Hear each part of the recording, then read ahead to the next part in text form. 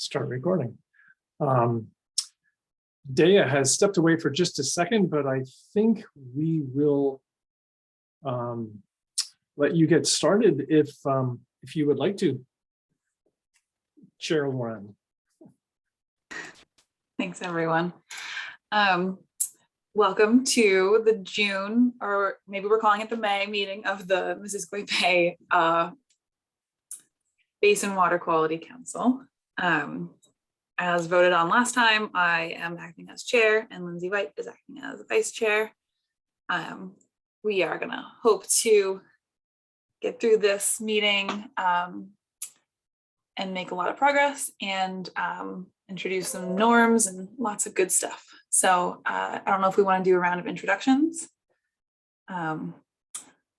Just like a good idea. So again, I'm Lauren Weston, district manager for the Franklin County NRCD, and I'm acting as board chair, and I am a voting member of this council. And I will call on people. Lindsay, you want to go next? Sure. I am Lindsay White. I'm the executive director of the Missisquoi River Basin Association. I'm acting as vice chair and also a voting member. Great. Alaire. Hi, I'm Alaire Diamond, ecologist with Vermont Land Trust and voting member of the council. Avery. Hi, I'm Avery Feely. I'm just a summer intern with NRPC, and Bethany had me sit in on this meeting, so I'll just kind of be listening. Nice to have you. Abraham. There we go. Hi, everyone. I'm Abraham Ames. I'm the alternate for Sarah Damzell, my manager at the Orleans County Conservation District. Thanks. Emily. Hi, I'm Emily Charrington. I'm an alternate for, who am I an alternate for, Dean? For Sarah from Enosburg, who I believe is signing in. She just accepted, but yes, Okay. For Sarah. And I am the director of the stormwater utility for town of St. Albans. Beth. Hi, I'm Beth Torpy. I'm the water quality planner for Northeastern Vermont Development Association, and I am a voting member. Barry. Barry Lamke with NRPC, voting member. Dan. Yeah, I'm representing Richford. All right, and then Dea, if you want to say hello. Hi, and I'm Dea, and I am staff to the Clean Water Service Provider. All right, and then everybody knows Dean. Thanks you all for being here. I think at this point we can all take a look at the agenda and make any revisions or additions as necessary. Oh, hi Kent, would you like to introduce yourself? Yes, Kent Henderson, Friends of Urban Lake Champlain. So at this point, we are just looking at the agenda and making any revisions or adjustments as needed or approvals. I will add something to the agenda. That would be Zoom norms and discussion about consensus decision making. And if we don't get to them today, we will tack them on to the next meeting because I didn't tell Dean about that till this morning. Any other adjustments or approval of the agenda?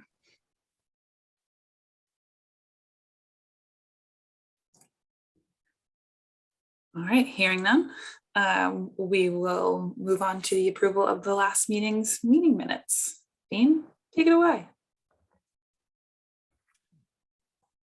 Minutes were included in your packet. They are prepared for you by Dea.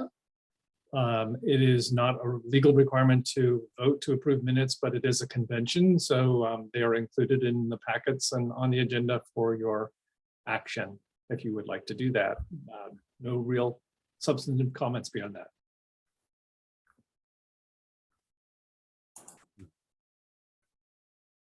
I will just make one comment to continue to use both first and last names in minutes, because I know I'm the third Lauren in my office, so I can imagine at some point we'll have multiple people with the same name. But otherwise, I found no issues with the minutes. Did anyone else?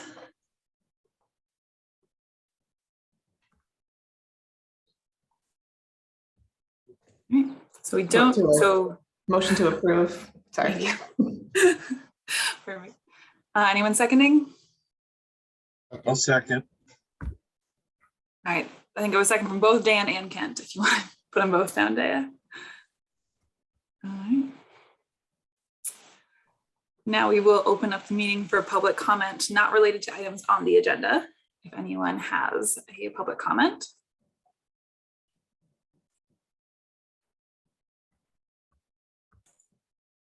All right, seeing none, we can move on. Oh, we've got another person joining.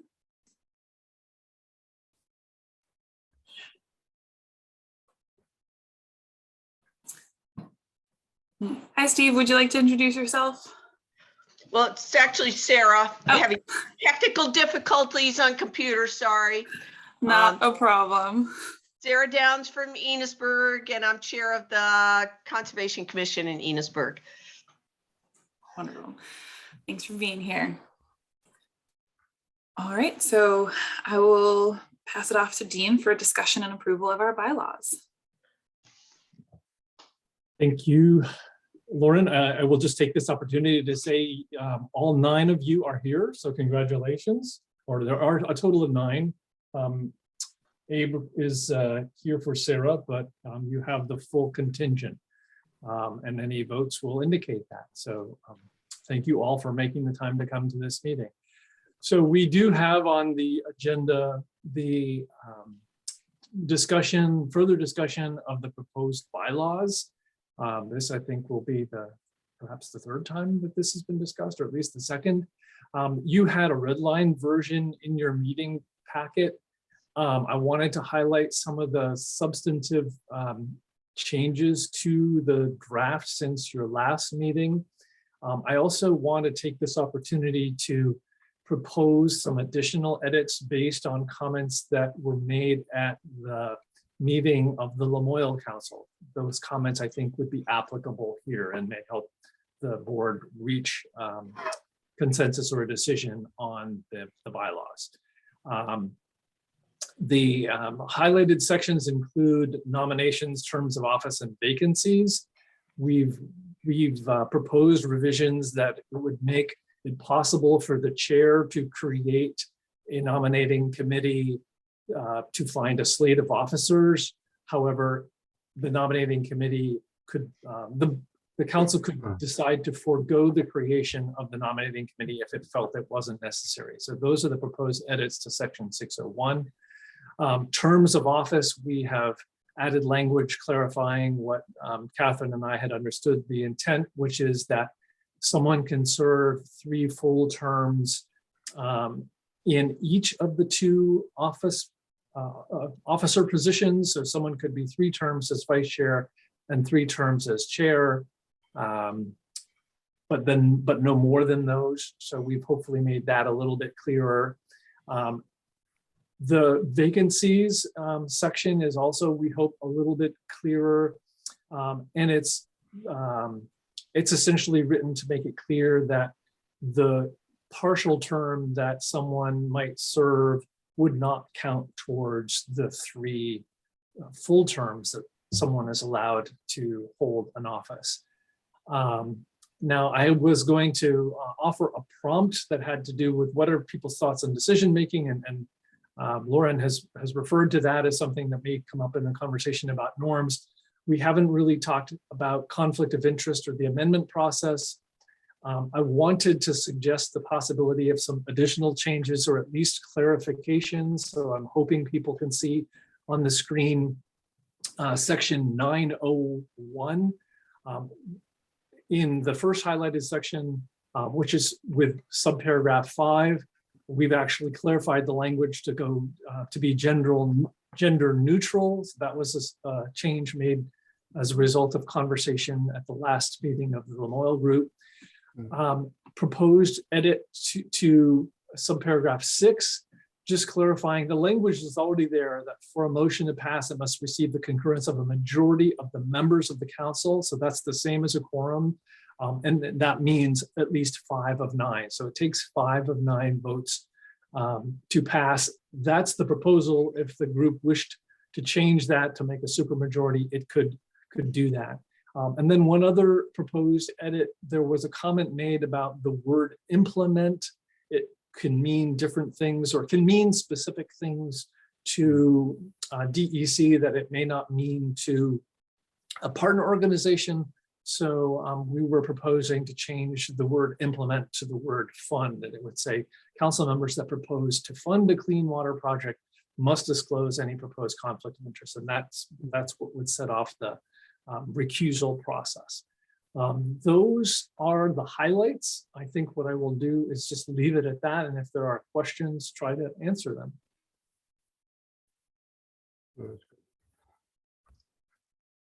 Yes, I had a question, Dean, about the conflict of interest and the alternate piece. You know, I think in many, or I guess many of our cases, but not all, I think the conflict of, if we had a conflict of interest, it would most likely be regarding the organizations that we work for or represent, rather than a personal conflict. And so in terms of the role of the alternate in voting, if like, I mean, I guess I'm just not totally sure. Like, I personally don't have an alternate on this council, but if I did, it would be probably somebody else from Vermont Land Trust. And if there was a conflict of interest, it would be because Vermont Land Trust was involved in the project. So the alternate wouldn't be able to be involved either. And I guess I just wanted to surface that and wondered if there were any thoughts, or maybe it's just that I also need clarification on the role of the alternate, because it sounds like some alternates are alternates for specific members, not alternates just on the council as a whole.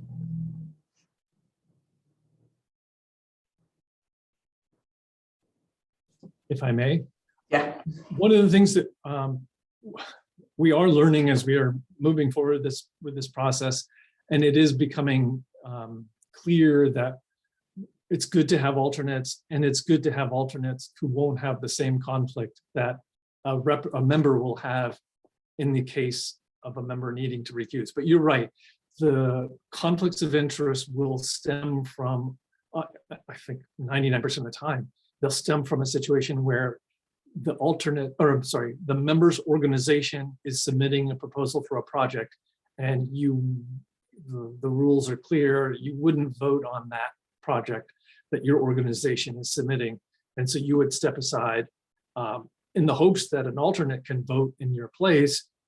But if it was another Vermont Land Trust staff person, they would have the same conflict. So we should be trying to get alternates, and we should be trying to get alternates who are who won't have the same conflict.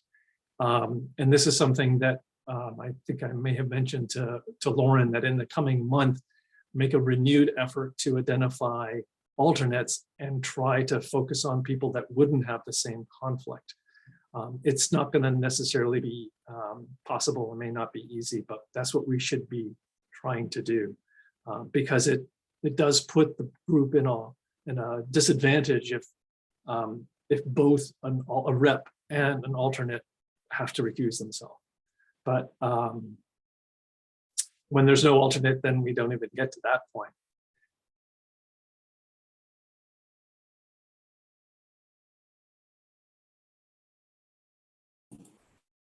Other comments or questions from board members or basin or council members?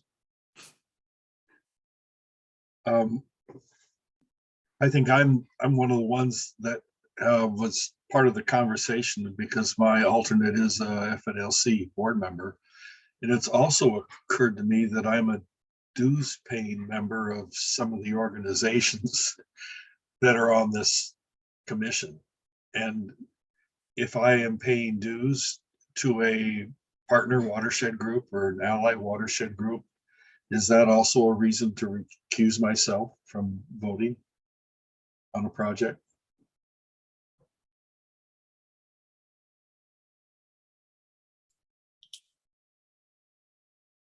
That's a good question. Again, if I may jump in, I'm not sure that I've got a solid answer. I would tend to say no. And I can get into an explanation, but my inkling initially would be no. That you would not need to recuse yourself. If you were on the board of that other organization, I would start to feel differently. If in addition to be a dues paying member, you somehow got some financial compensation, I would, definitely feel differently. But if you are a member and your degree of interest in what happens in that organization is no different from any other member, I don't believe you would need to. But this is ultimately a decision for the council to make and where it would like to set the bar. My own view is that the people that wrote the law and helped draft the rule understood that you are serving as policymakers, you are not serving as judges. And the whole idea of conflict of interest applied to policymakers is one that's a kind of a relatively recent origin. But long story short, I don't think you would need to recuse yourself, but that's just one person's opinion. What if that person, in potentially Kent's case, was we'll call it a major donor, and I don't even know how you determine that, but it's a higher level of financial connection. So if somebody gave $10,000 to one of these organizations, would that be different than being just a member? If I may, Chair Lauren, the thing that's great about conflict of interest provisions is that they're there and they can be exercised by the individual. So if Kent happened to be a major donor to an organization and he felt that it made him uncomfortable and he couldn't vote fairly, that would be an obvious reason for him to recuse himself. If he felt like he couldn't be objective, or that it just might not look right to anyone else, he's always free to do that. So there's nothing that constrains a person. There's no one who will hold a member's feet to the fire and say, you must vote. It comes, I think the concern has to do more with others, but you can address what others might think by always exercising your own discretion and stepping aside.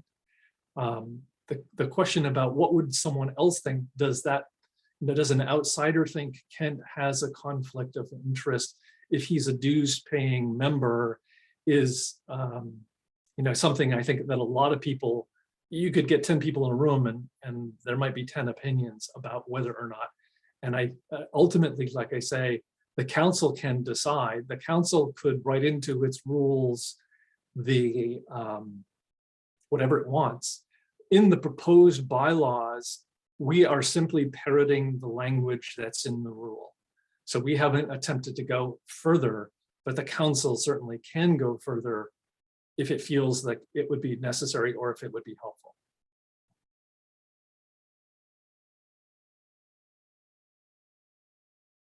It kind of, oh, go ahead, Barry.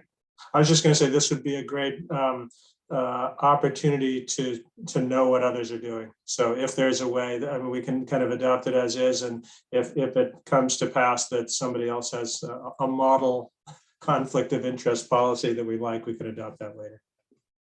I was actually going to say something similar. It kind of seems as if it's one of those, we'll cross that bridge when we come to it, because we're going to have different situations. Everyone's going to be in a different situation. And I'm on the Basin Water Quality Council for Basin 17, and apparently I'm the chair. And that was another question I had. Do the chairs vote? The chairs do vote? The chairs vote. Okay. Because one of our first projects coming up is going to be for my lake, because it's hard to find non-regulatory projects. and we have one already shovel ready, so should I not Sure. vote on that one? But that, on the other hand, I think what's probably going to happen in most situations is that there will be enough yes votes for a project so that the person who's associated with it can easily abstain without even showing any appearance of a conflict of interest. Does that make any sense? It does.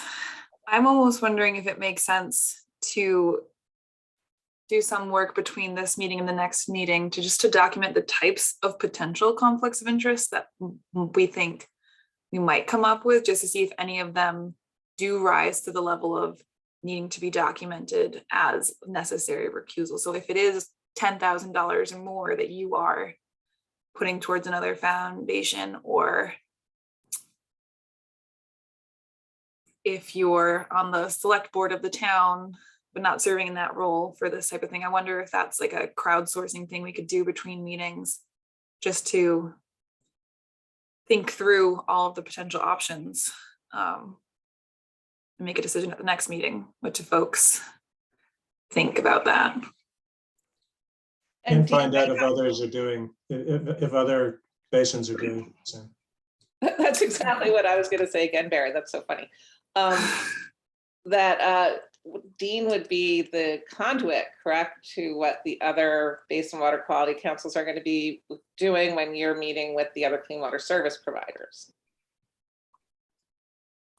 Yes, I might be able to get a copy of the language that has been developed by the Council for the Northern Lake Champlain. That's one example, and I will say that different councils are pursuing this differently. In the case of the Northern Lake Champlain, each member will be asked to sign the conflict pledge, if we can call it that. But I don't want to make people wait, but I might be able to grab it if I can manage my screens here to give you some indication. Off the top of my head, I'm not remembering whether or not CCRPC's Quist proposed language very similar to ours or different. And I also think you're one of the first ones moving forward with this, Dean, as well. So it's going to be hard to compare to others when you're leading the way. I know Basin 7 is not close to this yet, because our clean water service provider manager has resigned. So we're gonna be looking to Basin 6 to see what you guys do, or us. I'm us in this also. I would wonder too, I feel like it's probably likely there's other public bodies that run into this besides just clean water service providers. And I know my board doesn't have a great conflict of interest policy, but I'm sure someone else loves their conflict of interest policy. Perhaps even Vermont League of Cities and Towns might have something that we can pull. It does feel like perchance we need more documentation than just the 2 paragraphs, given that we are all going to have conflicts of interest for sure.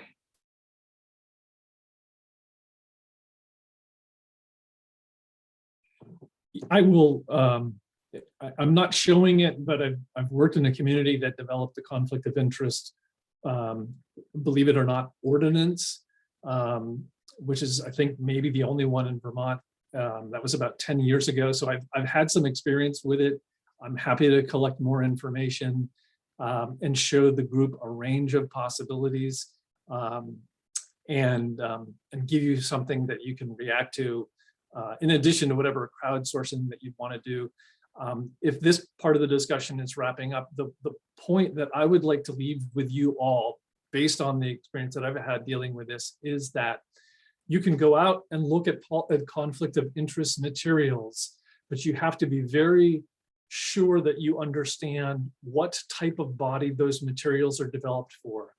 Because, as I said earlier, a body that is acting like a set of judges has very different responsibilities than a policy body or a body of officials like a select board. A policy setting body is made up of people whose perspectives are what they are, and they don't have the same obligations, I'll call it that, to appear as like pure as judges as someone, say, on a development review board would have it. You are not deciding someone's rights when an application comes before you. So you should be aware of that as a policy body, you're just not held to the same standard. But anyway, I'm happy to assemble more information. Question about, and we don't need to go on for this for forever until we come up with some more information, but this policy versus judges. Dean, are you saying that in deciding which project, well, first of all, does this body decide which projects get funded?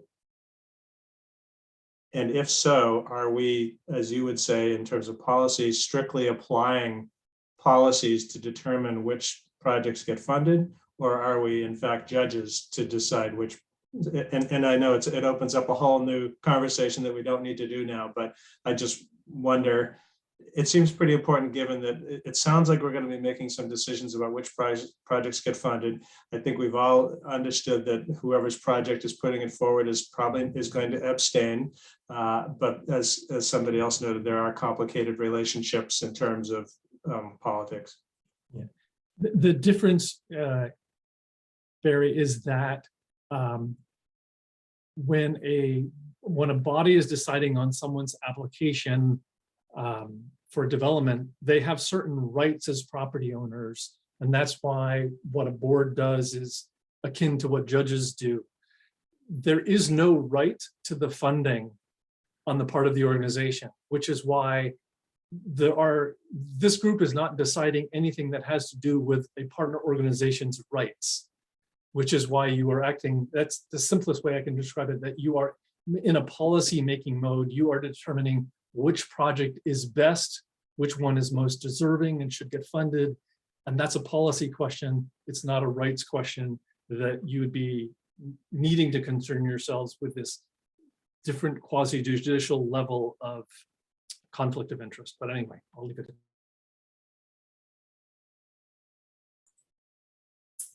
that. Any further comments or questions on this matter? Specific to conflict of interest, not larger bylaws just yet. All right.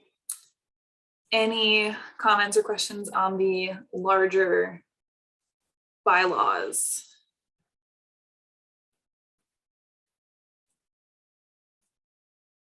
Okay, I will raise one. So in the decision-making process section, we do state that we will operate in an open consensus-based process whenever possible, with results of discussions resulting in the meeting minutes. When not possible to operate by consensus, the council shall apply the current Robert's Rules of Order newly revised. And the Robert's Rules of Order involve having five-person quorum at meetings to make a decision, and is a majority rule approach. Consensus-based decision-making is a different form of decision-making. And by listing it here, I just want to make sure that everyone is on the same page about what consensus-based decision-making is. And if we need to write it down, that feels important to me. Consensus-based decision-making works on the understanding that agreement on some decision by all members of a group is the priority, rather than just a majority or a select portion of that group. By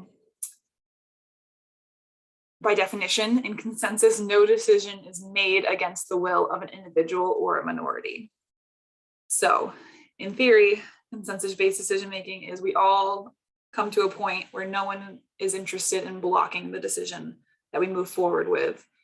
That can be said as an unqualified yes, I support the decision, I can accept the decision, I can live with the decision, or I do not fully agree with the decision, however, I will not block it. That's kind of the range there. And one person can block a decision. in consensus-based decision-making. We're all reasonable people, but there is a lot of money on the table, and it'd be foolish to think that it won't get heated in some of these things. And so the goal of consensus-based decision-making is to share power, build community, make better decisions, encourage stronger buy-in from the whole community, and protect minority needs and opinions. There is kind of a formal consensus process of opening an issue, exploring it, and all of the many levels that that can entail, and then coming back together and agreeing on the decision and a path forward.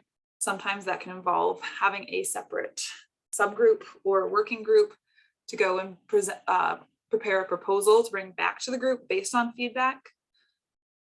And it is a lengthier, harder sometimes process than just majority voting. As we have it written now in our bylaws, we say that we're going to do that first. And we don't necessarily clearly say when we transition to Robert's rules. And so I would just raise that broadly to this group of, is that the decision-making process that we are interested in starting with? Do we want to commit to doing that work? Do we want to learn more? Just trying to gauge where folks might be at with the two different types of decision-making.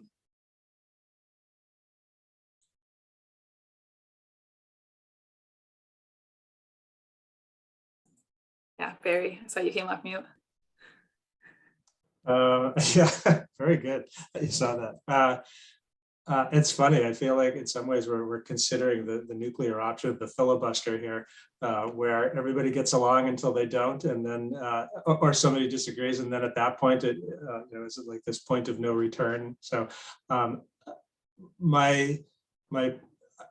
guess I wonder. I'm always thinking about what the others are doing. That's one. The other is we're talking about allocations of money, and so that again feels a little different than kind of making policy. And so that is another factor that I won't swing either way on that, in terms of which way we should go. I just note that it's about money and limited funds. And then my inclination is to go with a little more detail about consensus and have us all agree to that, and then have some kind of language about if it's not working, or if people decide that we do move to a voting situation, but there be a clear, I don't know whether it's a trigger or what. Often the triggers are, it ends up being a difficult situation. Okay, we're voting about something and everybody's, it's uncomfortable and consensus isn't working.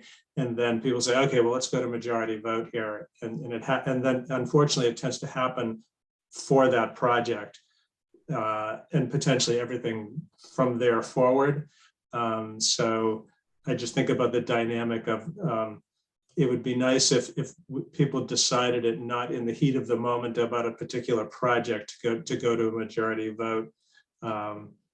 So some kind of trigger or mechanism where we kind of take the temperature of the process and say, yeah, it's worked for, great, but I think in general, we want to move towards this for these reasons the other way. So.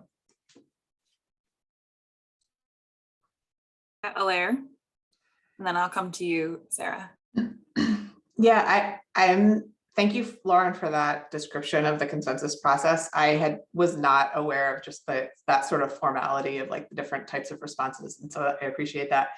I'm really intrigued with taking a consensus-based approach. And I like the idea of like, it's based in consensus.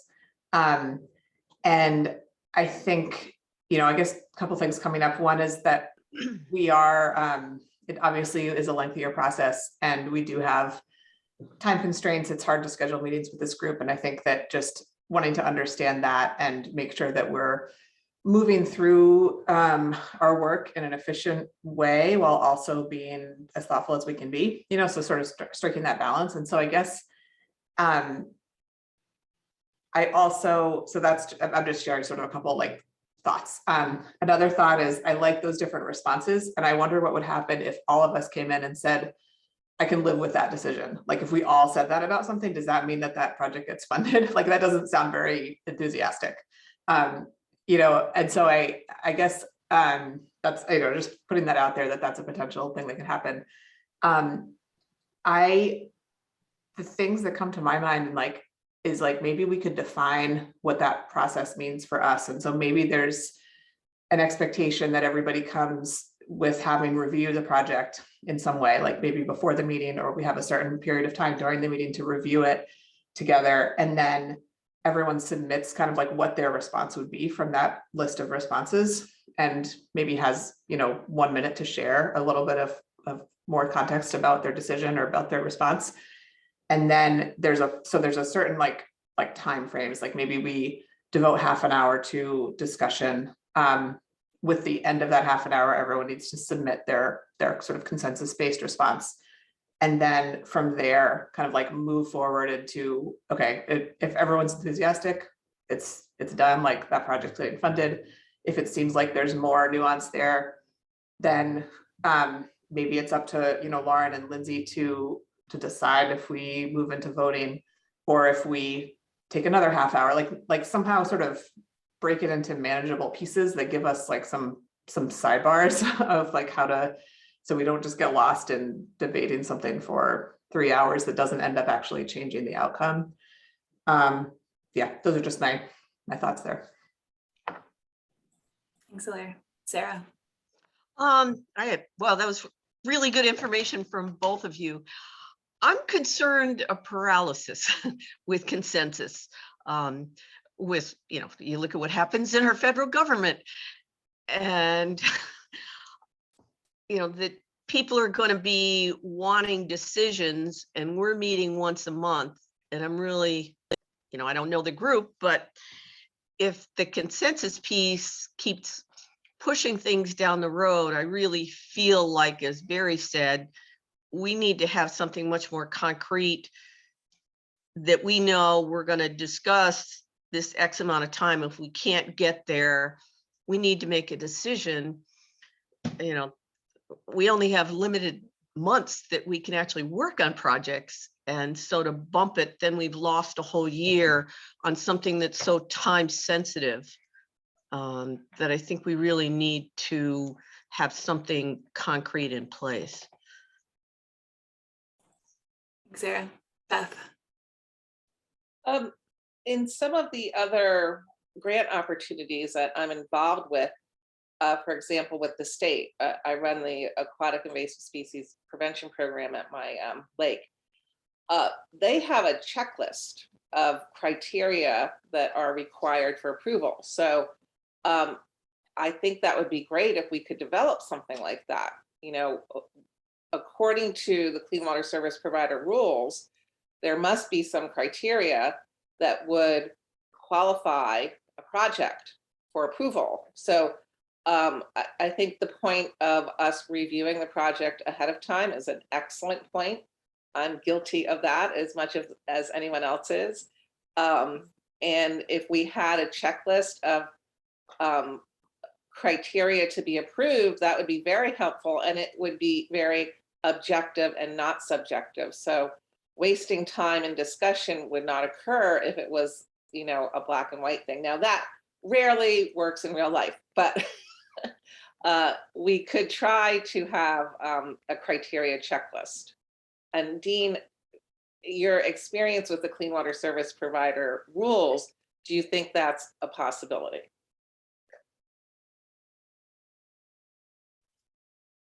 I'm a fan of checklists, and yes, if the council feels there's a role for checklists, then we can provide them. I will just say quickly, because I saw Kent's hand is up. We may be having a conversation that is blending over into the act of prioritization, because we're talking about what will lead to the votes and evaluating and checklists and criteria and all that.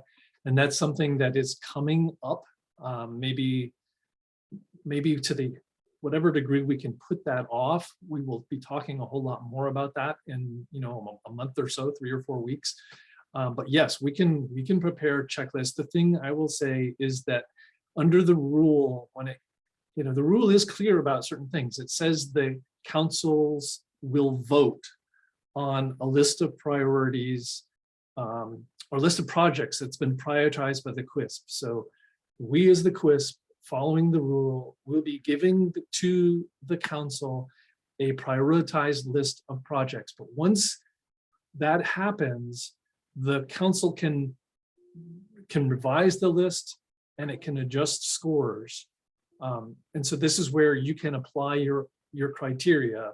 We would just need to know what those criteria are. The list that the council gives you will be based on the core criteria that can be summarized, you know, as simply as stuff having to do with phosphorus reduction and some portion of it having to do with co-benefits.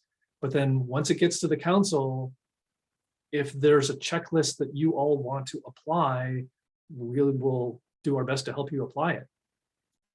We could use some of the goals from the Tactical Basin plans as part of our checklist. I mean, just as a basis. But we cover more than just tactical basin planning with the clean water service provider. So Definitely. Kent, do you have something to add? Dean anticipated my question and answered it very well, because I'm really struggling coming up with the voting process when I don't fully understand the evaluation process that we're going through, and I'm looking forward to developing that. So thanks for filling this in, Dean.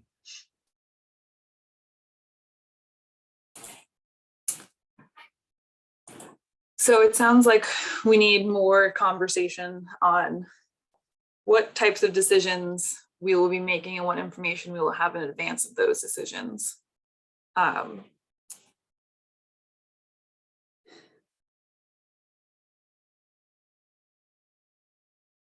In recognizing, I guess, just one thing I might point out is that it sounds to me like we're making policy decisions now for the next couple of months, and then we'll be making funding decisions soon. Maybe that's 2 different forms of decision making. I would be happy to share out some information on consensus building decision making too, and maybe if we can all just read that before the next meeting, we can have another conversation. But yes, very. Does anybody have an objection to majority vote? Just curious.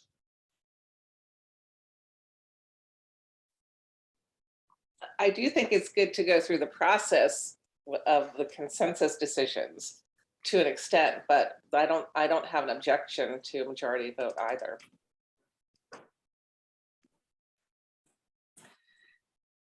It would be interesting. I mean, and I don't want to put anybody on the spot, but if nobody here now objects to a majority vote, why go through? I mean, consent and majority vote doesn't mean we can't try to build consensus anyway. But I think if we all agree with it now, we can kind of say that and then kind of create a good process that makes sure that we try to get consensus. But if not, it's a majority vote. It's a great idea, Barry. So then I think what I need to do now is I'm hearing a proposal to stick with majority vote of 5 members of the council, with the understanding that we will develop a process to communicate and discuss projects well before making that vote. Is that, I'm seeing head nods. Anyone like to make a motion to accept that proposal? I will, yeah. And Lindsay, you seconded? Okay. Sorry, anyone abstaining from the vote? Okay. All in favor, say aye. Aye. Or raise your hand. Aye. And all opposed. All right. I'll get better at that roll call as well. I just wanted to say one thing about, I'm looking at how it's written in the rules of procedure. And the way it's written sounds exactly like what Barry just suggested, that we'll operate by open consensus-based process whenever possible. But then we move to Robert's Rules of Order, and it's the chair rules in questions of order and procedure. So it's really up to you, Lauren, when we shift from consensus building to having a vote. It is. I agree. That's how it's written. Yeah. Go ahead, Lindsay. That language just seems to me to encourage some of that not fruitless, but long drawn out discussion that we're talking about avoiding. So I think make it clear, clarify it, and just say majority. Sounds great.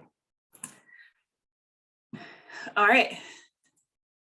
I think I'm supposed to ask for public comment after we make a decision too. I read Robert's rules a couple times and I think that's what I'm supposed to do. So any public comment? Hearing none. I think that after you, when you ask for the first and the second, then it's open for discussion. Then you vote on it. I think. Okay. Does that, I kind of remember that. Is anyone else? Yes, okay. Dean. You are right on. There are two types of discussion, I think, that Beth is referring to. If the board is taking up a topic, it has some discussion, you should provide an opportunity for members of the public to give their piece. However, when the motion is made and seconded and there's the board's discussion, it would really be at your discretion whether or not you will take things from the public at that time. I mean, because it gets to the point where it really should be about the members themselves deciding something. But yes, the idea of giving the public a chance to weigh in on your topic is always a good one. And that's why it's also important to note that on an agenda, this open to the public section at the beginning usually is for things that don't have to do with anything on the agenda, because the public should have a chance during the agenda item to give their thoughts. Yes, Barry. So just to clarify where we're at here, we have some language that is there that some people said that's exactly what we're looking for, but Lindsay did say, let's make that clear to what you said essentially, Lauren, which was let's have a full, robust discussion, but don't use the words consensus. So I think where we're at now is for someone to propose new language and for us to vote on it at the next meeting, perhaps. I would agree with that. And it doesn't necessarily need to be a huge rework of this existing text, but some rework of this, moving on. I would agree.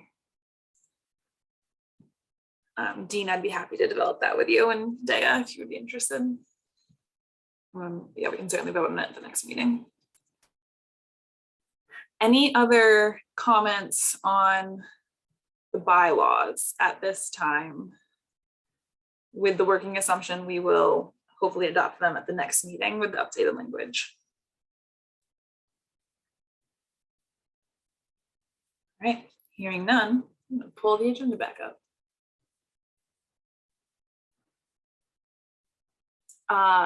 Initial terms of office. Dean, am I correct? Am I in order? Yes, that was something that Catherine and I had talked about. The draft rules, we considered whether or not writing something in them specifically addressing the fact that the first year is different because you and Lindsay were elected not at the annual meeting. It was at essentially the meeting after the organizational meeting. This one-year term doesn't apply. And we were looking at different ways to address this, and we felt like a motion adopted by the council, simply making it clear to anyone who wonders that you won't have another vote, you won't have another election in July. And that means effectively that the first term of office for you and for Lindsay is going to be 1 year plus 3 months. It's more than a year, and we would just get it taken care of through a motion. that's all that was about. That works for me. Lindsay, does that work for you? Okay. Would someone like to make the motion? I think it's on page 11 verbatim. If someone would just like to read it. So moved.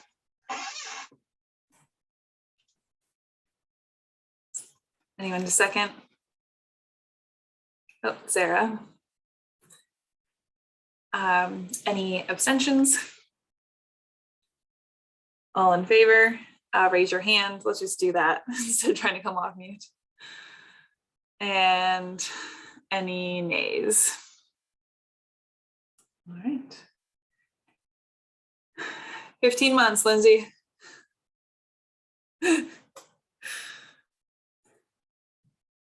Moving on. Public participation policy. Look at that.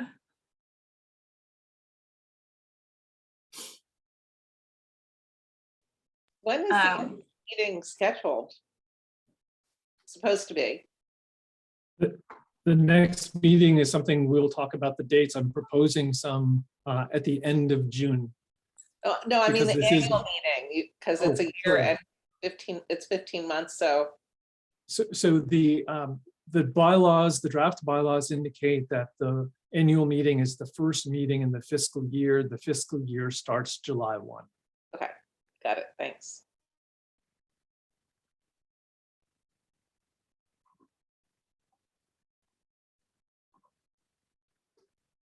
So if I may, Lauren, Please do. okay, so the group has seen the draft public participation policy, or I should say interim public participation policy that has been shared with you in the past.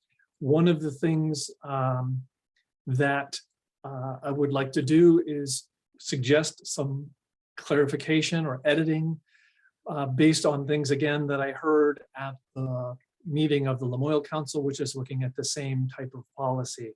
And we've got on the screen here a rewrite of the amendment and refinement paragraph. Before the meeting I had last week, my questions were going to be really just having to do with timing, but as people pointed out, it was really not the clearest language. So we're proposing to edit it so it's clearer. And the last sentence would read that the QUISP and the WIC would adopt a permanent policy within 12 months of the adoption of this interim policy. That's a lot more clear than the way that it was before. But if that's okay, then that's something that the group can consider if it wishes to take action. There were no comments made on the body other than there were some typos that we've caught and we've corrected, some extra spaces, extra periods, lack of a colon, those have been cleaned up. But in terms of substance, the question really is, if the group is okay with this interim policy idea and with the elements of the policy which are taken from the rule, then it would be just the question of how soon will you be saying you need to take this up again and get a final policy adopted. And we just put it as placeholders 6 months and 12 months. So 6 months from, if you were to adopt this interim policy today, 6 months from now, you would start work on the permanent policy, but that would be getting it would give you the chance to get some other things out of the way that have to do with this startup and prioritization and all that before you have to come back. And that was all that I was going to say on that. So if the group is okay with adopting an interim policy and there were no further comments on the document, except for this last paragraph, we would encourage you to incorporate these edits. Question, a little bit like the last question. Is there anything in this policy that people feel like requires attention that would cause us to have a permanent policy instead of just this being the policy? And the reason I ask that is because it sets a timer. And I'm not sure why we're creating a timer to create something that we don't know isn't fine now. That make sense? So I guess if people were to say, yeah, I really feel like we can do much better, which we probably can, and we do need to set the clock running to create another one. And I'm wondering how this process would be different than us just saying we adopt this policy and then 12 months from now, we all agree to each other that we can do better and we decide to update the policy. How would that be different? My 2 cents, which again, this is 2 cents, would be, my understanding is that the environmental justice bill did pass yesterday, and that might come up with some much more updated guidance for us to be building off of. But I agree with your assertion of like, we can change a policy at any time, whether we call it interim or permanent. Others.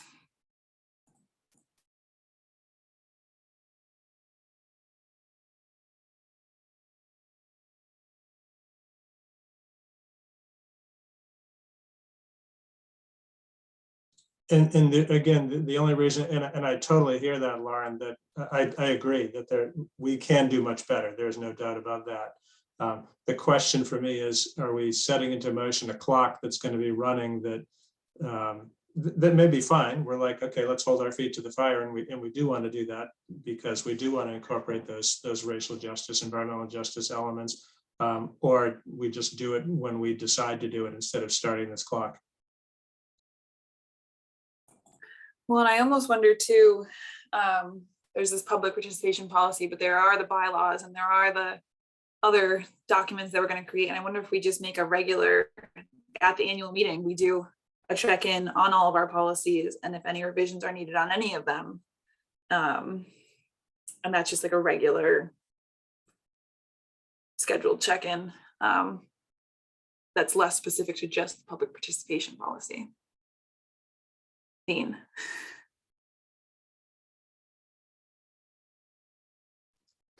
The reason this is being presented as an interim policy is because we aren't comfortable as staff suggesting here's a policy on public participation that says that the body is going to do all these things when it hasn't used any of those things to develop the policy. If the board was tempted to adopt this as the policy, we might suggest as an alternative, okay, let's just take this off the front burner, put it in the back and figure out how we are going to involve some of the other parties it's really those other parties that this policy exists for in the creation of the policy. We're comfortable enough saying, here's a marker, but we know we have to involve the subjects of this policy before we create anything we call a permanent policy. So we're just not comfortable. So I'm not trying to talk the group out of Barry's idea, but it's a little bit, causes a little bit of unease to say, oh, this is ready to be called the policy. When if I was a member of one of the communities and I picked this up and I said, they just adopted this policy, but did they ask us? And maybe this is an artificial distinction, but we're where we are because we were motivated by this idea this idea that we have to recognize we have to do a better job. And we wanted to, in a sense, put ourselves under pressure to adopt something that's good, but we can't really do it now because of all of these other things that are as important. But we wanted to take a step or a half step. So that's some of the reason behind it.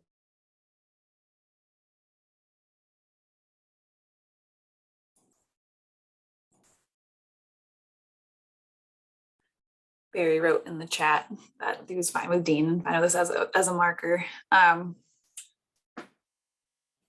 To your point, Dean, I almost wonder, should we be making any decisions before we have a public participation involvement policy in place? Like, should we be adopting bylaws or anything like that? I understand chicken egg back and forth.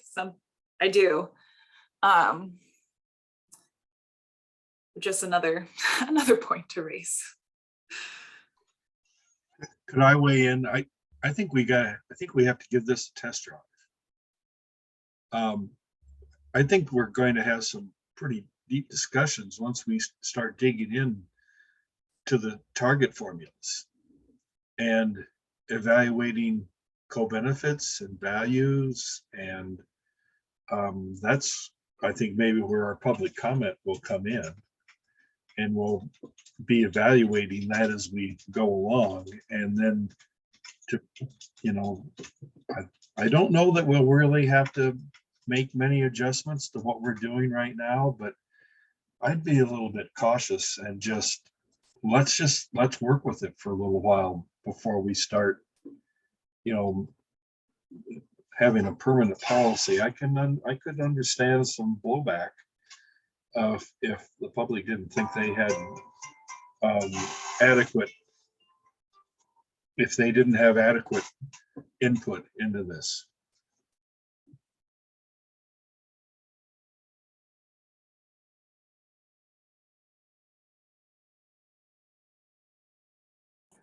Further discussion? I do, as I said, I agree with Dean's characterization of this as kind of a marker that we need to have something that I think that if we don't have anything right now, then we're not well served by that. So I do like having the marker, but it would be great to potentially have a motion or something to say a subgroup of us will look at the recently passed environmental justice law and begin crafting a policy that reflects that and other issues. So something like that basically says we acknowledge this as a marker and we're working on it.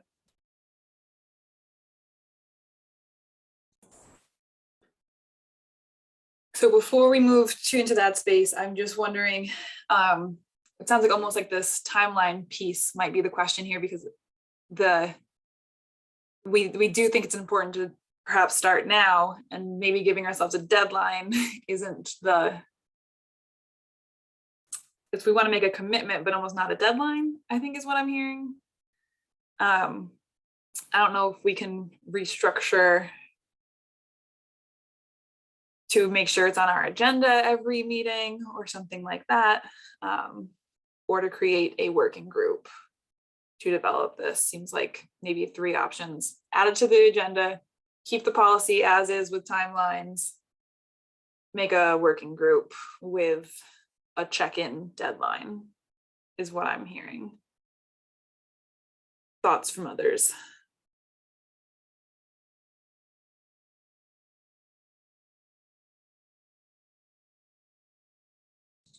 I'm happy to participate in a small group that looks at the environmental justice law as well as what others are doing to craft a permanent policy. And I would say no deadline.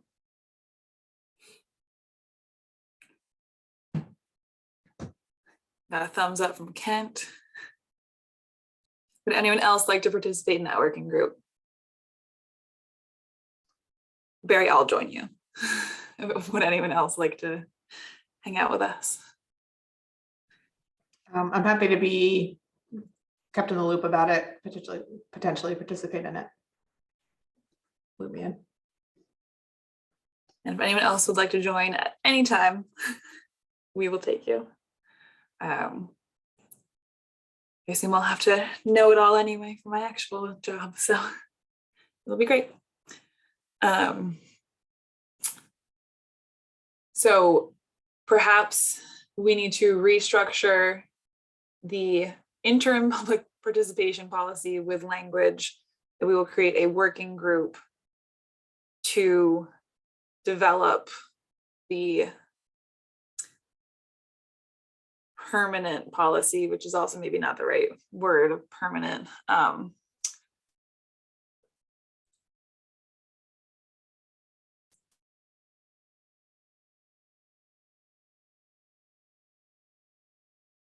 mean, can we just call it like a working policy and then like we go from interim to like working, and that's just what we have, and then if we want to update it, we go through a process to update it? Is that a possible approach? But yeah, I wonder if we almost don't even call this an interim policy, we call it a commitment to making a policy almost. And then we just then make the policy like any other policy.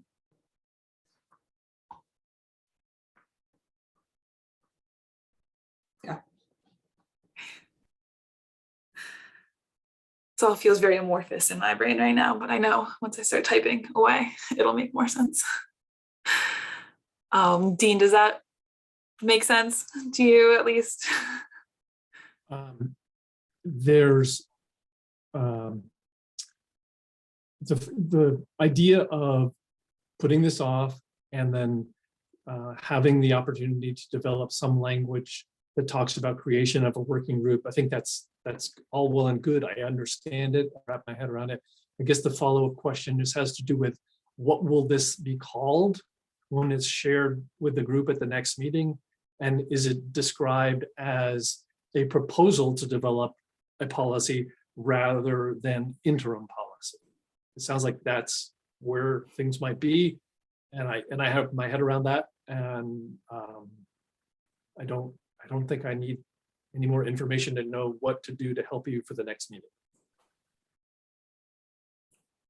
My interpretation sounds like your interpretation. Any additional comment? All right.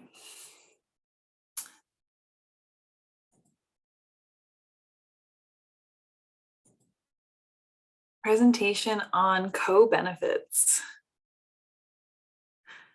Woohoo.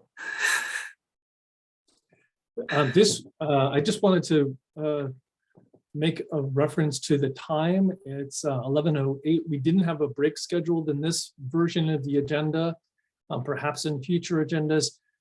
I also wanted to note that the agenda item having to do with the tactical basin plan, Karen Bates has a conflict until 11:30, but she will be, my understanding is she will be joining us around 11:30. So the pace that I'm going through with this is going to be reflecting the fact that I'm looking at the clock and thinking that there's some ground to cover between now and 11:30.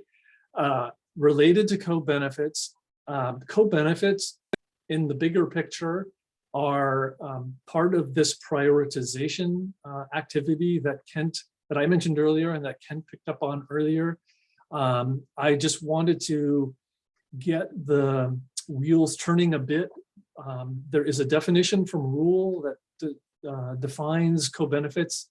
As you can see on the screen here, additional benefit to local governments and the public provided by or associated with a clean water project. And the examples that are given are flood resilience, hazard mitigation, education, ecosystem improvement, and local pollution prevention. I want to make an apology to anybody who was part of the Lamoille meeting because I had missed the fact that there is in fact a definition of co-benefits in the rule. This is the text from the rule. The reason that we're talking about co-benefits at all is that both the QUISP and the council are told that they shall consider co-benefits when identifying, prioritizing, and selecting clean water projects. So we are operating in a world where the QUISPs are told your primary objective is to meet the phosphorus reduction targets. Here's what the money's for. You'll prioritize them. The council will apply its local knowledge and they will refine the prioritization. And you also get to consider co-benefits. So it's a bit of a challenge, bit of a balancing act to know just how this will work out in the end. But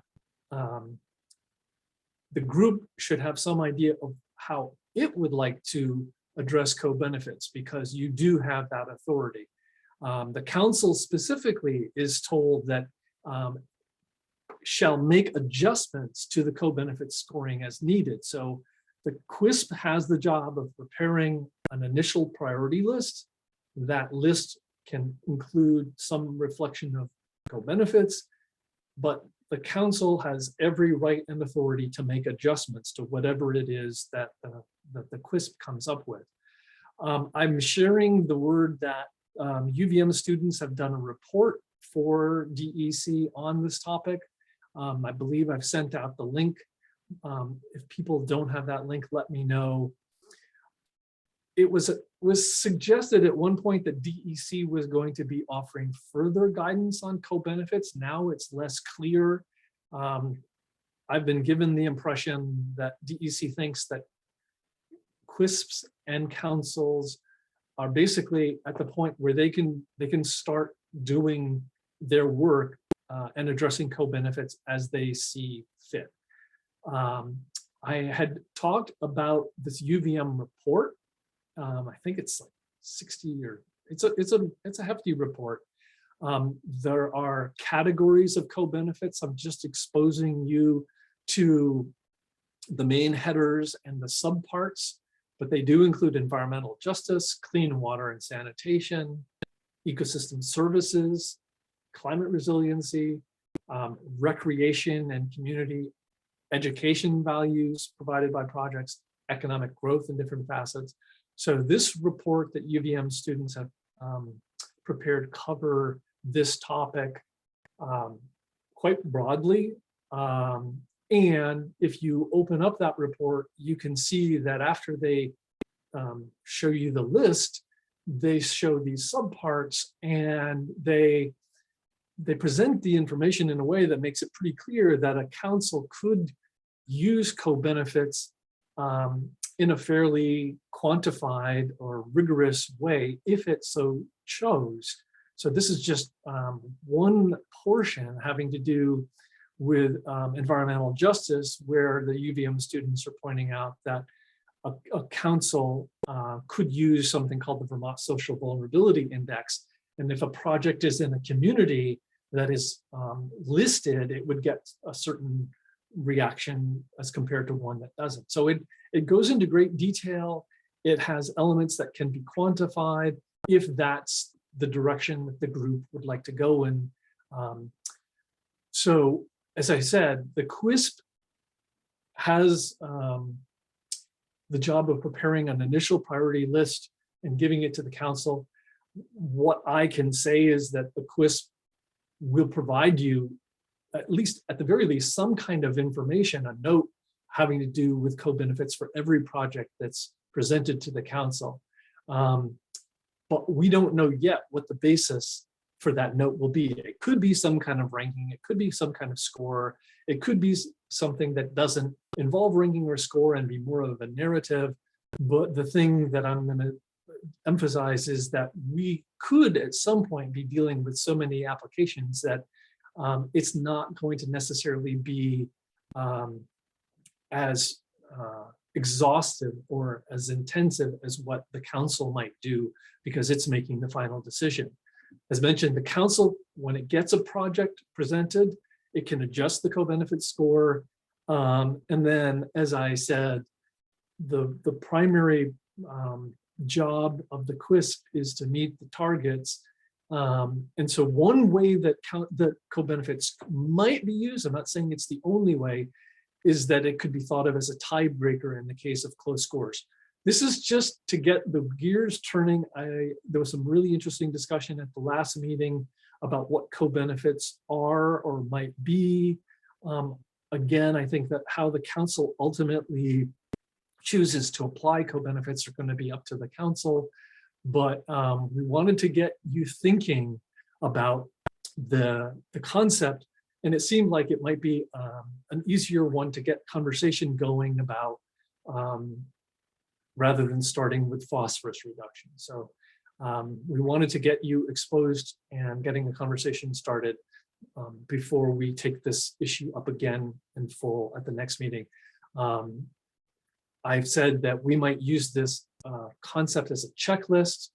And I do think that a checklist is one reasonable way that the CWISP at least could incorporate co-benefits initially in the rating of a project before those projects are handed off to the council. And what this could mean is that an applicant provides the CWISP with basic information about the project, and the applicant also may be the one that prepares the initial checklist. They know the project better, they're proposing it, and they could say, okay, this particular project has these dimensions as far as co-benefits are concerned. It's got, it's got a great economic growth benefit, or it's got a great education benefit, or what have you. The applicant for the project is going to, of course, be providing the information that is the starting point for any assessment of co-benefits. It's not like the CWISP staff is going to go and do research on the possible co-benefits.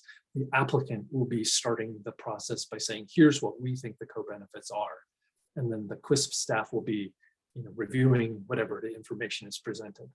I'm going to stop there in light of time, and just because I think I've given enough. I'm happy to answer questions because there probably are some. Yeah, Dean, I definitely raised my hand a little early, but what I was thinking was along the lines of like whoever's submitting needs to lay out the relevant co-benefits of their own project application.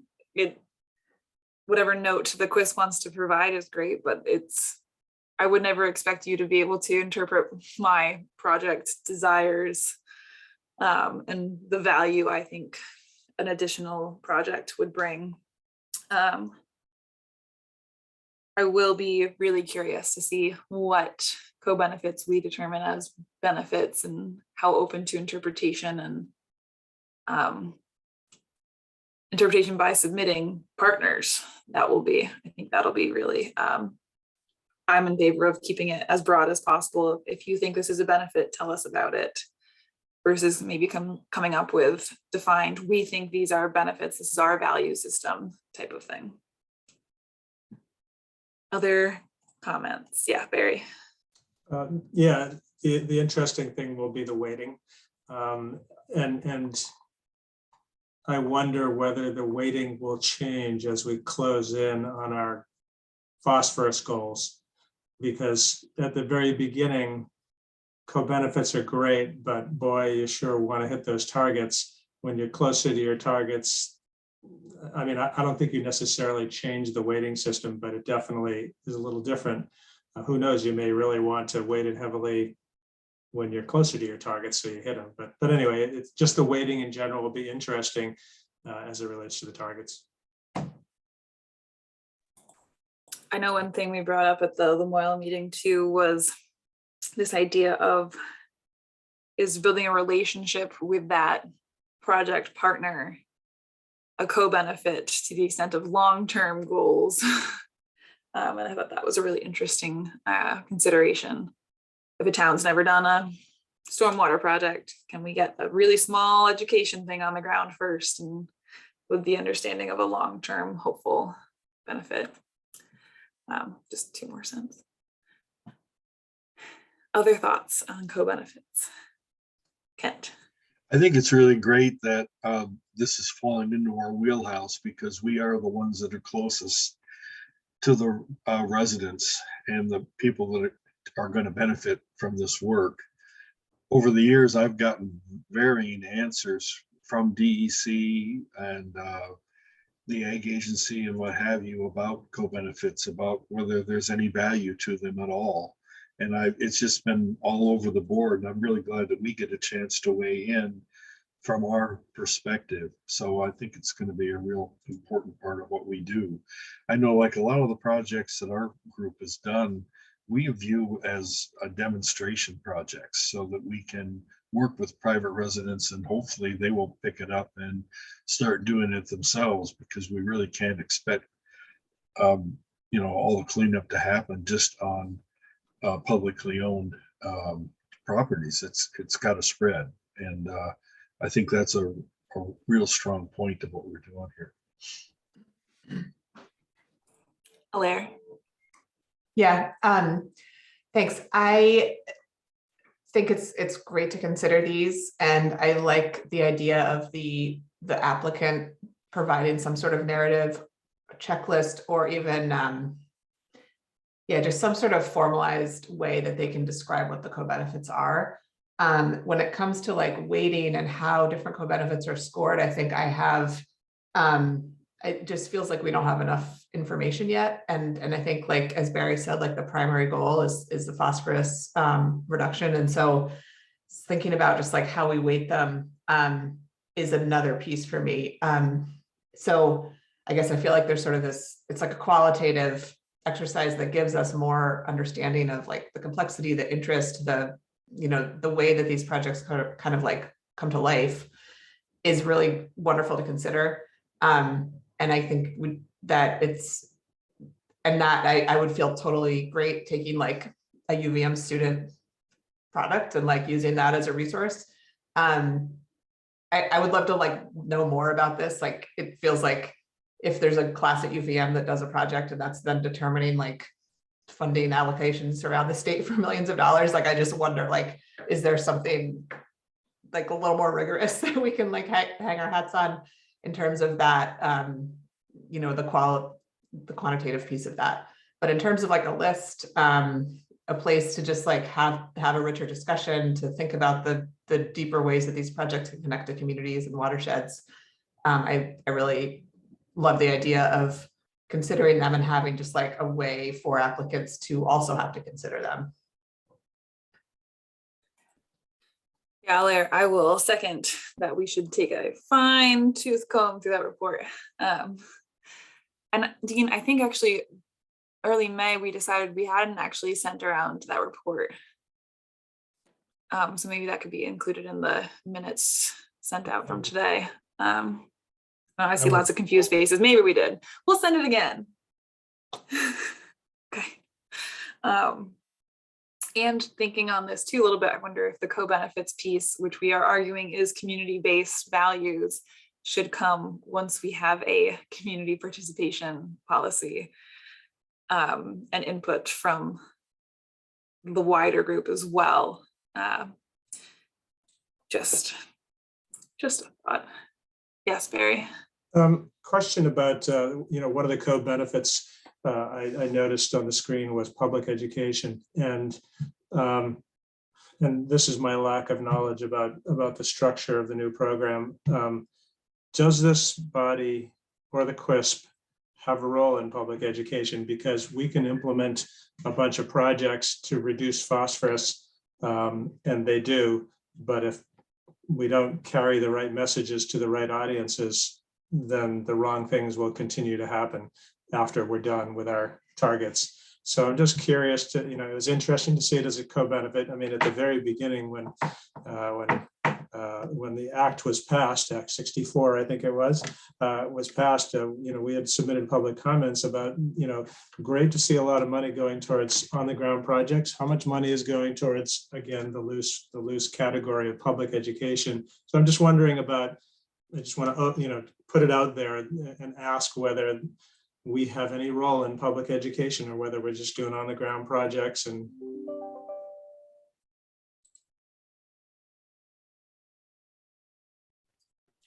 I lost my unmute. Sorry, Dean. Go ahead. One of the first questions I asked DEC when I took this job was, who's working on the communications plan for all of this? And I got some pretty weird looks because they appreciated the need for it, but no one was working on it. It's in our hands if there's going to be, you know, education and outreach. I think the first question is, who's the primary audience for the education? I think there may be some people that say the primary audience for the education is the organizations that do the projects. And because they do the projects, they have their own groups or constituencies. And so we help them, we get them to understand the tools, but they apply those tools and bring their customers along. A different way of looking at this is that This is really more of something that requires a movement. And we are trying to educate everybody across communities. And I think that in the short term, the first is really the practical audience. We have to help the partner organizations understand what the tools are, how the process is going to work. They know their constituencies best, and we're not going to try to go, around them or through them to get to those constituencies. But I think in time, as we realize that we have to get more and more projects done, that there could be a role for the QUISPs and or the BWICs to be communicating, trying to educate more broadly. But I think we don't want to step on the toes of the partner organizations in the short term. Yeah, I will just say in a more cynical moment, there are a lot of sectors, including social services, where the government doesn't do that work and relies on the nonprofit sector to do that. And the nonprofit sector has to pick up that work because the government has decided that they don't have the resources and they need to hit their phosphorus targets, or choose your issue. But anyway, I just note that side of this is a little weak. If I can just conclude with, so I asked DEC, do they have a communications plan? They said no.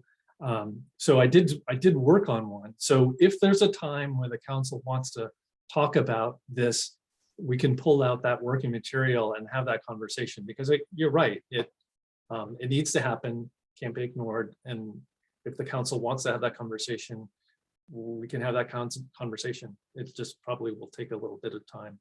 Yeah, and I apologize, I have to run to another meeting. Thanks so much.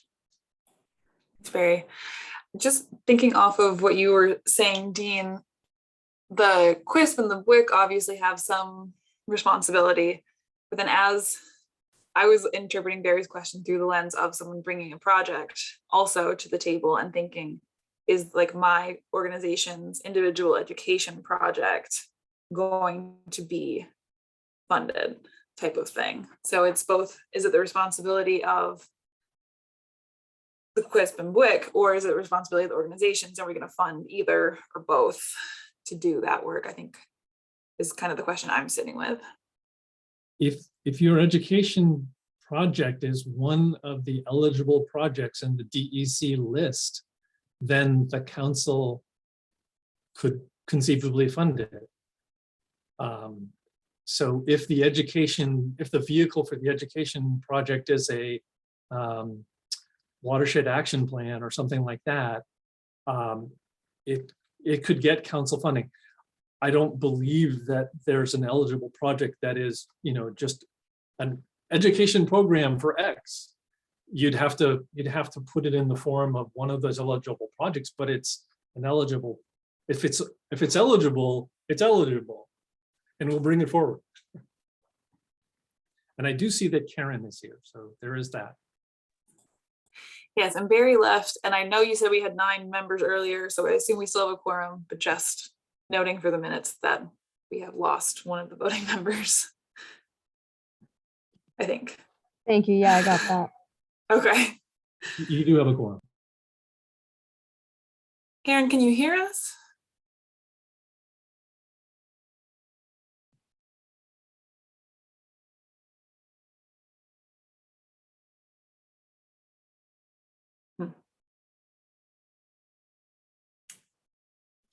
Karen?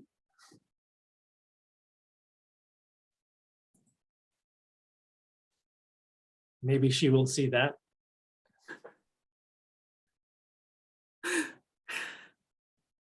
Suggestive screen sharing.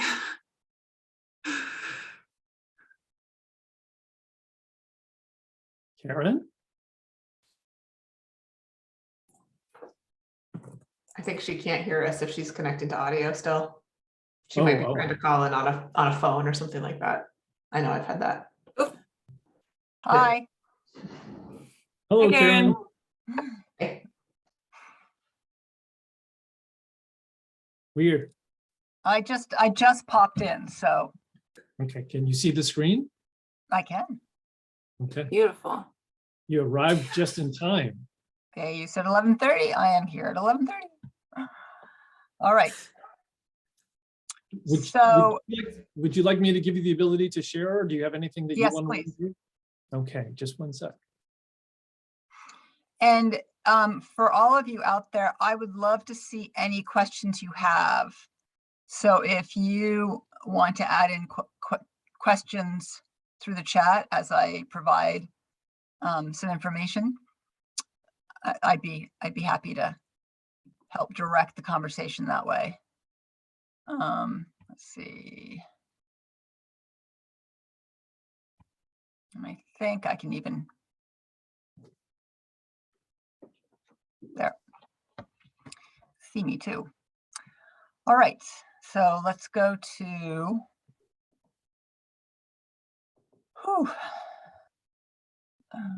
share screen.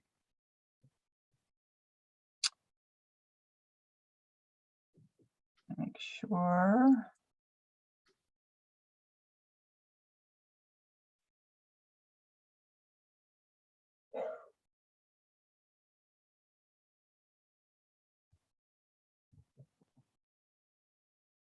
Sorry.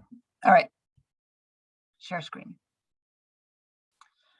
So what I will do first is I'm going to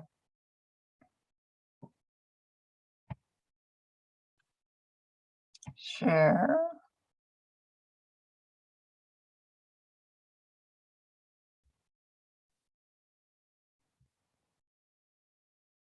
This isn't going the way I want to.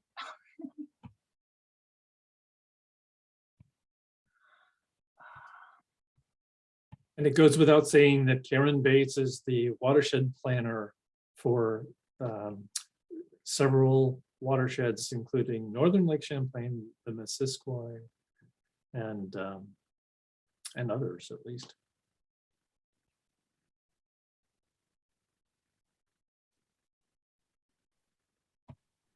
All right. So we've got the Missisquoi Basin Missisquoi Bay Watershed Basin Tactical Plan. And if you don't know where to find it, I want that in the chat too. Let me know. The plan itself is going to give you a lot of background information about what we're doing and why we're doing it, what we're doing so far. And I'll just get to the contents. Where the priority areas are based on our biomonitoring results, some of our chemistry. And then, chapter 4 is basically, well, what are we doing with agriculture? How are we addressing issues? What are we doing with developed lands? How are we addressing issues? Wastewater, natural resources, which is, rivers, wetlands, forests. So then we can basically identify there what are some of the gaps. Like with agriculture, at one point it was we talked about nutrient management. We always talk about nutrient management planning as a very important area. And but one of the things we realized was that the small farms really needed more focus and attention. That was in a previous plan. So then a strategy becomes then that the small farms should be the focus of educational efforts by the natural resource conservation districts.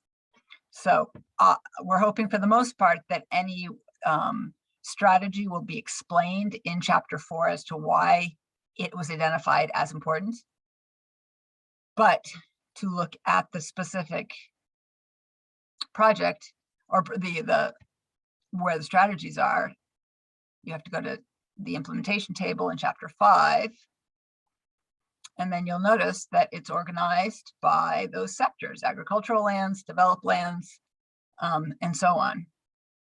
And the strategies don't identify which ones are clean water service provider funded at this point, because this was written before that was all came into being.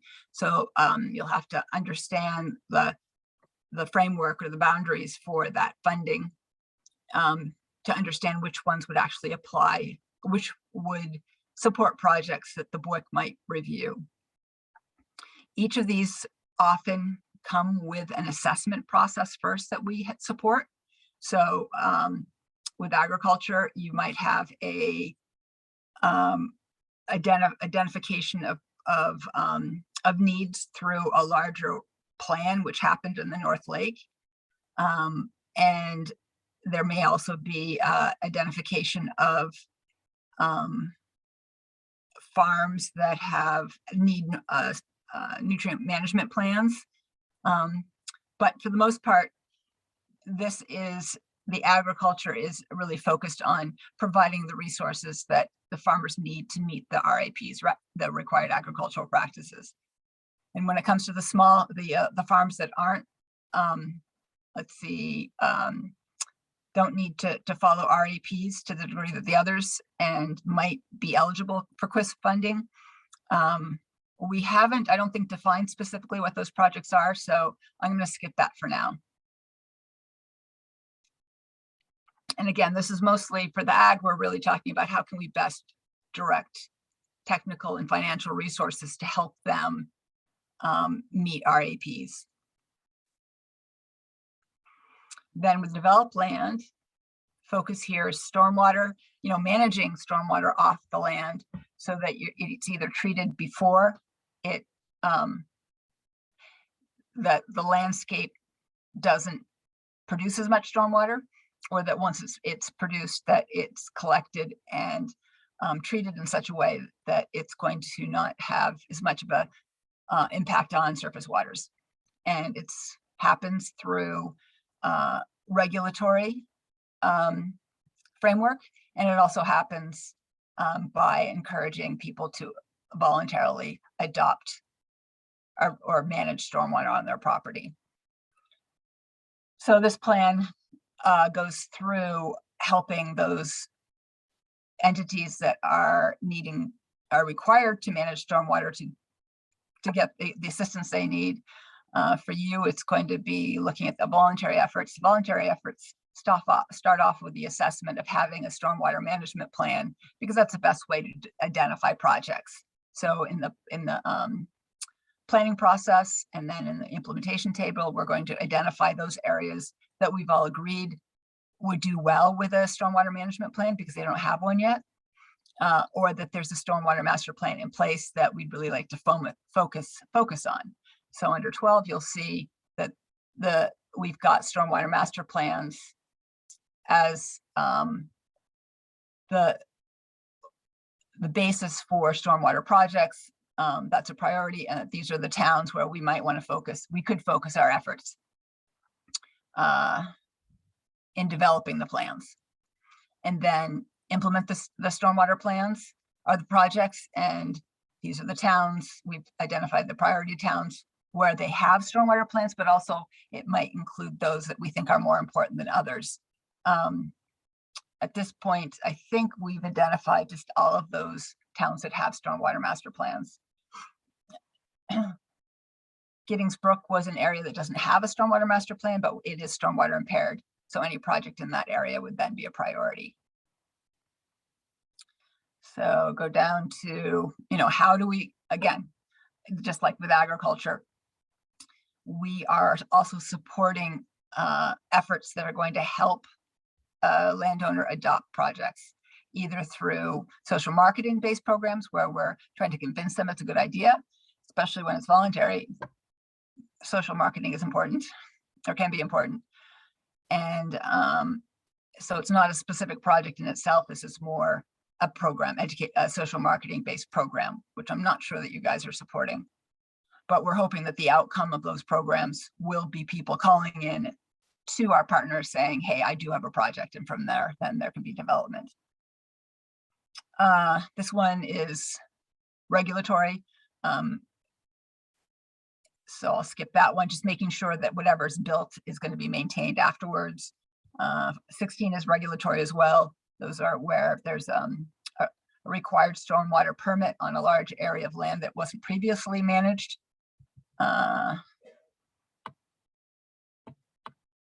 Okay, now roads. Roads again starts with the assessment. We support assessment. The assessment we support is the road erosion inventory that would be completed by towns to ensure that they meet, or as part of the process of meeting the municipal road general permit. So that is, let's see, that's regulatory, but we've taken the road erosion inventories and we've also tweak them to allow them to also assess private roads. And so that's where we might be able to see or identify projects that the QUISPs could support. And I'm just going to look at the chat to make sure. Okay, Dean's provided a link. All right. So we've also supporting replacement of culverts to achieve AOP passage and geomorphic compatibility. I mean, your money is going to go to, I think you can do culvert replacement on a private road, but it would have to be, to basically work towards geomorphic compatibility. AOP, making sure the brook trout get up and over is great, and it's another goal we have for another state. It's another state goal we have, but it's not the one that addresses the Clean Water Fund's policy. And so culverts that are going to help the stream sort of reduce the amount of erosion it has to do is going to then be a focus. All right, again, trying to help towns meet MRGP is the rest of these. And then the next one is winter road management, which it's more about chlorides, but to some degree, yeah, and education as well. So we're out of there.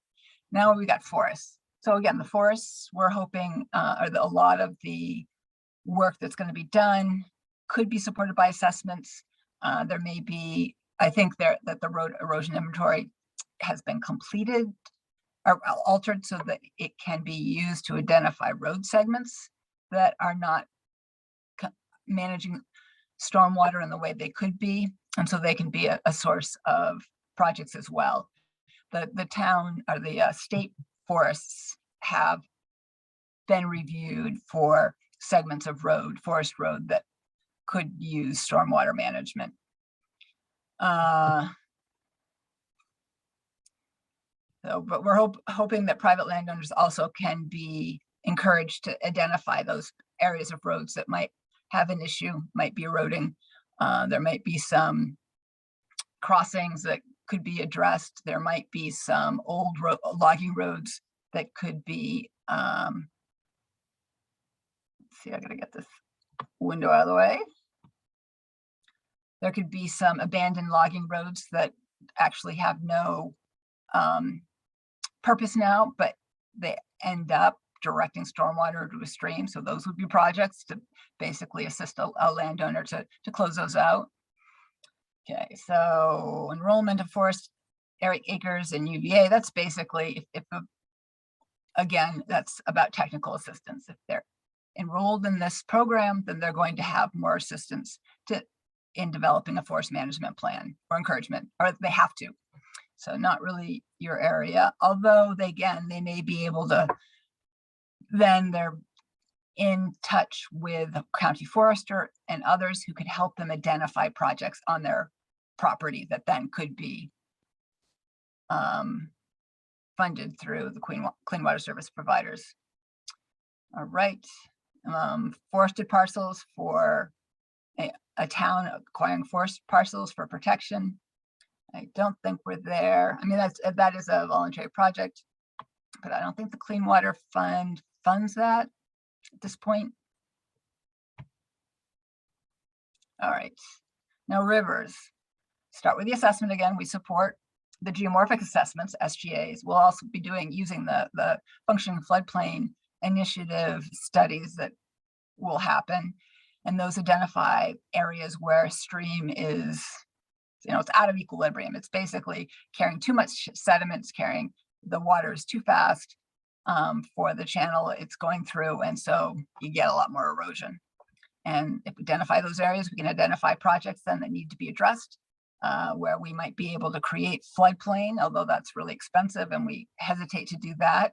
But we also identify areas where you're going to have, where you might need to have a riparian buffer, which is the next strategy. And, but a lot of times it turns out the riparian buffers are identified, or need for riparian buffers are identified through the partnerships, the relationships we already have with landowners, either through in the agricultural community, Vermont Land Trust, and the other watershed groups that have connections with the community, where it's just pointed out, hey, you know, you could use a buffer here of trees or shrubs and we can help you pay for it. And so the assessments can help, but often we identify those projects through those existing relationships. In terms of priority areas here, the priority area is, oh, I skipped an area, but anyway, I can go back up, are based on SGA corridor plans.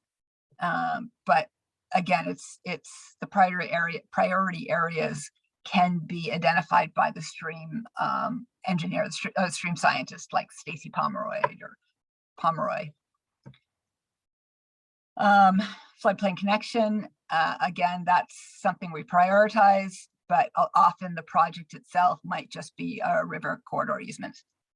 And again, it might come out of an assessment, it might come out of a floodplain, or the functioning floodplain initiative, or it may be something that a partner sees on somebody's land, and then it's just a discussion with the river scientist to identify it as a priority. Is it needed here?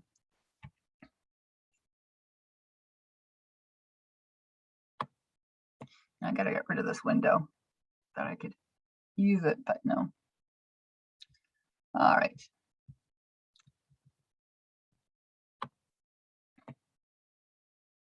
And then here it's technical assistance again. It's just working with municipalities to help them adopt protections for rivers. And I ended up skipping one on, let's see. Oh, you know, with the roads, let's go back to roads, sorry. Get all these smaller windows covering my screen and I miss things. So we have this assist landowners in meeting stormwater off 8 private road segments to meet MRGP or back road manual methods. So they don't need to meet the permit itself, but the road erosion inventory is based on these standards that are identified in the that are required to be met in the MRGP. So this is actually a project that's happening in Lake Carmi, so it was identification of it as a priority.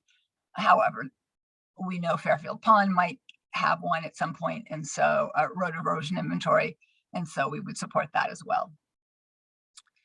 And let's see, wastewater, big project, that's not QUISP. Although we certainly want to know if communities are interested in community wastewater systems.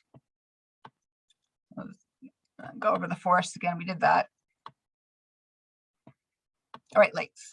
So our assessments there that we start with support our lake watershed assessments, as well as lake-wise assessments. So the lake watershed assessments are fairly new, and they're to actually take a look at the entire watershed around a lake. I mean, not,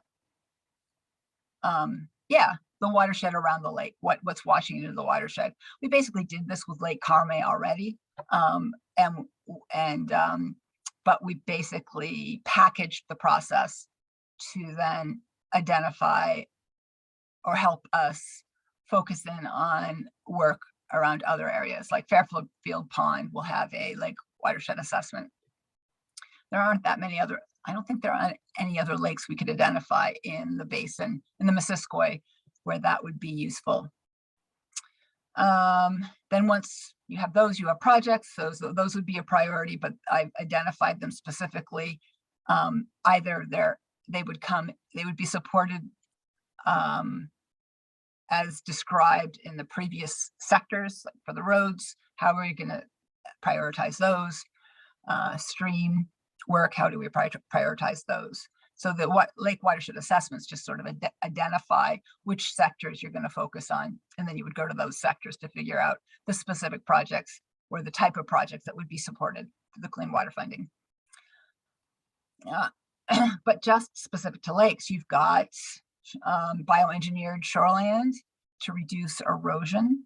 So it's an area along the lake that might be eroding, that where they would be, the landowner would be amenable to having that area revegetated. It's not just stabilized. We would be expecting revegetation as well with trees. So those projects can be supported. Let's see, invasive species are not really a focus. We have supported Japanese knotweed management so that you could allow for woody vegetation to be planted and to survive. But it's not a specific strategy that you see in, see, where would I like clean? It's not a specific category supported by clean water funding. So I'm not sure if it's a, Japanese knotweed removal would actually be a project that would be supported under the clean water funds. Some point, I'm hoping. All right, so skip over rivers because we did that. Wetlands. There, I mean, the wetlands office, the wetlands program has identified areas that they've been interested in through various studies. And so I've put those, worked with them to identify the priority areas where we would like to see wetland restored or protected through acquisition. We have, and so the wetland acquisition money that we have now is for land that could be adjacent to a wildlife management area. And so then we've identified those areas where wetland could be bought and then and become part of state land. And there's also a prioritization map here that would also help identify and prioritize those areas. But again, I mean, the one thing that then is limiting us in implementing the strategy is landowner agreement. Having potential class 1 over class 2. So that's not really regulatory, but it's not something the CWIPs would get involved with, or at least use their money to promote. And then inventories, again, outside of what you guys would do. And that's it.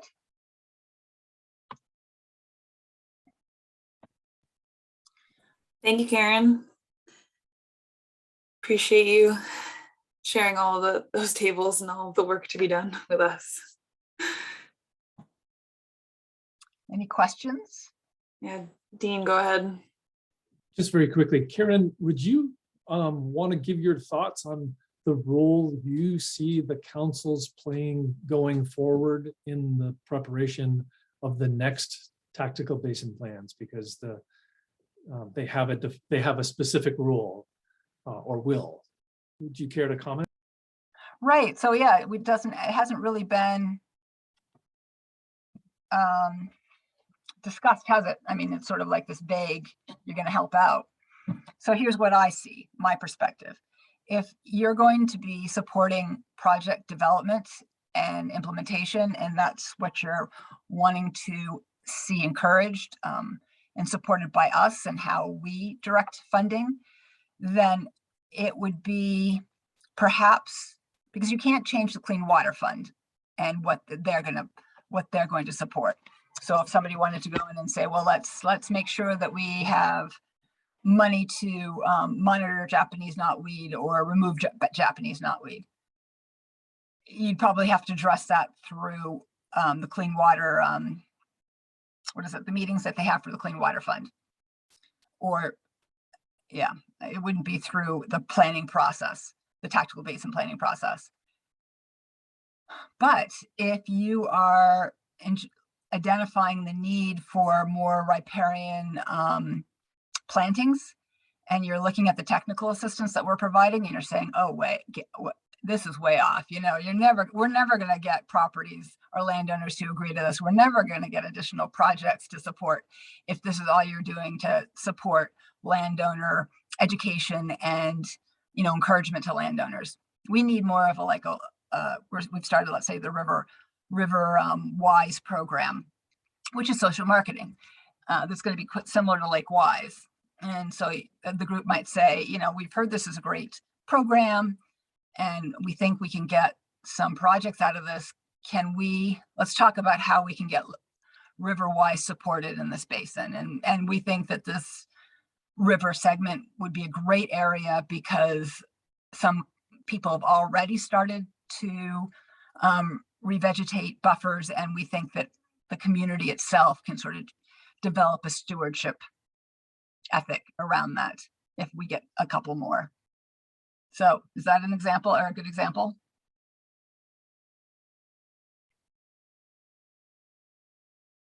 Yeah, as you say, it hasn't been discussed, and I'm just interested in giving you the chance to share with the council, because the council has a lot of responsibilities, and one of them it will take up at some point before too terribly long, because 5 years goes by fast, is contributing to the tactical basin plans. Yeah, so I think the one thing that would be important to do is for these members to look around and see why some of these programs might not be resulting in landowner agreement for the project to happen, and just keep it in your back pocket, or send it off to me. We could have discussions about, you can always add in information about why things aren't working, why those feeder programs or those assessment projects that I've talked to you about aren't resulting in actual project identification, and how we can improve things. I think, and understanding that during the basin planning process, we have a year where we do sit down with partners and talk about each of those sectors, some that really are a focus, and to identify what's working, what's not working, and to know that you can either be part of those work sessions, discussions, or that you can feed your ideas into them, or that you just wait for me to come and present to you the draft implementation table, and you can say, hey, you forgot that this Conservation Commission could actually be a really good partner, because they know the community and they could have a meeting or whatever. If somebody has a question.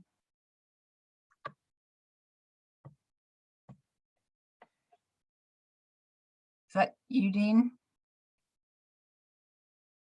It wasn't a question. I just was sharing with the group, putting your comments into context by giving the language to the group that says that when the council and the QUISP are prioritizing projects, they consider a bunch of different things, and one of those things, and conformance with the basin plan. I just wanted them to understand that whether or not a project is in this implementation table is something that they can factor into how projects get prioritized. That was all. Wasn't a question.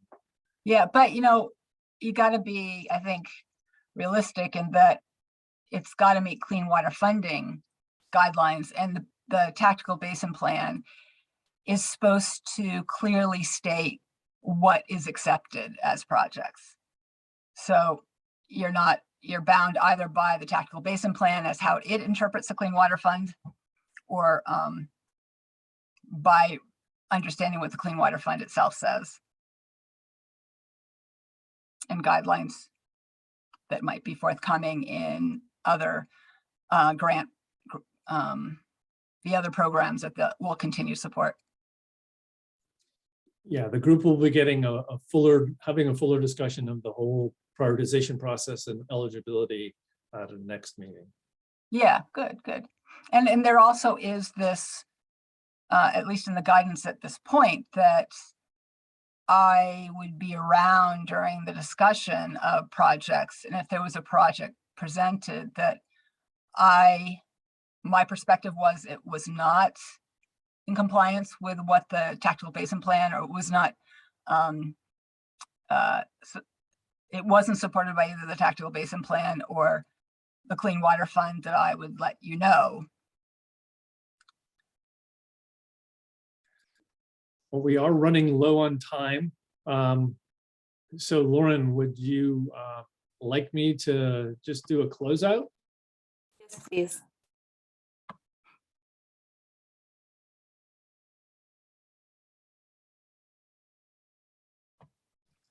Thanks, everybody. We will take up the discussion of the procurement guidance for subgrants next time. I'm just going to show on the screen a table.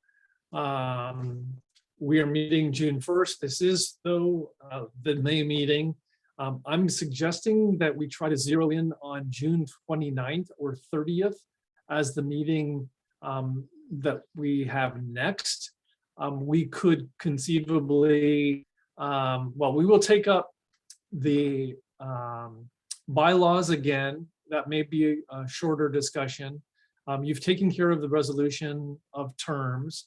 We will possibly discuss more of the public participation. So a lot of things will be coming back. We can have our initial discussion of the guidance for subgrants at the next meeting. We can talk about co-benefits again, if that makes sense. We've just heard from Karen about tactical basin plan. So there's a lot to talk about. There will be a poll for the meeting, looking at those dates as possible priority dates. We are still thinking of the possibility of having time on each agenda for a project of the meeting or an organization of the meeting. We will need to figure that out as we structure the agendas. The only other thing I wanted to mention, and again, sorry that we're over, there is a hybrid meeting that is being organized by DEC with representatives of some of the state recognized Abenaki groups. That is on June 17th. If you haven't received anything from me about that, let me know. I will see that you get the link, and DEC is looking for people to RSVP by the 10th, if at all possible. So another 10 days. But you can see from this slide what things, what topics are up for discussion in the next few meetings. We are still hoping that August would be a month when there is no meeting, and at that point we may be shifting to meetings every other month. I will leave it at that. And I'm seeing Alaire that those dates are not good for her, unfortunately. Now, that is unfortunate, but we will do a good doodle poll to figure out what those dates are and get those out later today. Wonderful. Thank you very much, Dean. Thanks to everyone for joining today. If someone would like to make a motion to adjourn, I'm sure you could get a second off of that if you would like to. So moved. Anyone seconded? Second. All right. Thank you, Beth. Thank you, Kent. All in favor? Aye. All right. Thank you all. Good job, guys. Thank you. See you next time.